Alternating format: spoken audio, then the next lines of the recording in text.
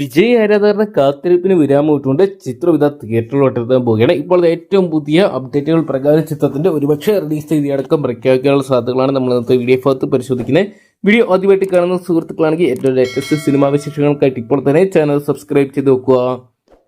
ദളപതി വിജയ് നായകനാക്കി എച്ച് വിനോദ് അണിയിച്ചിരിക്കുക ഏറ്റവും പുതിയ തമിഴ് ചിത്രമായിരുന്നു ജനനായകൻ എന്ന് പറയുന്ന സിനിമ.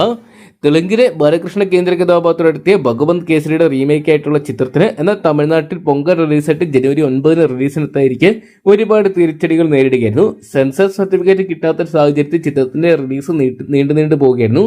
ഇപ്പോൾ ഒരുപക്ഷെ ഇലക്ഷന് മുമ്പ് ജനനായകൻ എത്തും എന്ന തരത്തിലുള്ള ഒരു അപ്ഡേറ്റുകൾ ലഭ്യമാവുന്നുണ്ട്.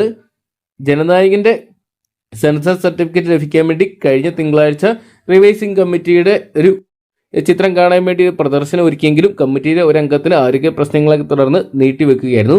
ഇപ്പോൾ സെൻസർഷിപ്പുമായിട്ട് ബന്ധപ്പെട്ട തർക്കങ്ങൾ പരിഹരിക്കുന്നതിനായി സെൻസർ ബോർഡിന്റെ റിവൈസിംഗ് കമ്മിറ്റി ഇന്ന് ചെന്നൈയിൽ യോഗം ചേരും.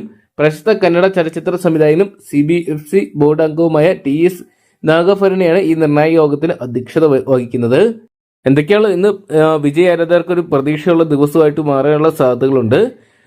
CBFCയുടെ ചട്ടപ്രകാരം ഒരു സിനിമ സർട്ടിഫിക്കേഷൻ പ്രക്രിയയിൽ ആദ്യം എക്സാമിംഗ് കമ്മിറ്റിയും പിന്നീട് റിവൈസിംഗ് കമ്മിറ്റിയാണ് പരിശോധന നടത്തുന്നത്. 2025 ഡിസംബറിൽ എക്സാമിംഗ് കമ്മിറ്റി ചിത്രം പരിശോധിക്കുകയും ചില മാറ്റങ്ങൾ നിർദ്ദേശിക്കുകയും ചെയ്തിട്ടുണ്ടായിരുന്നു.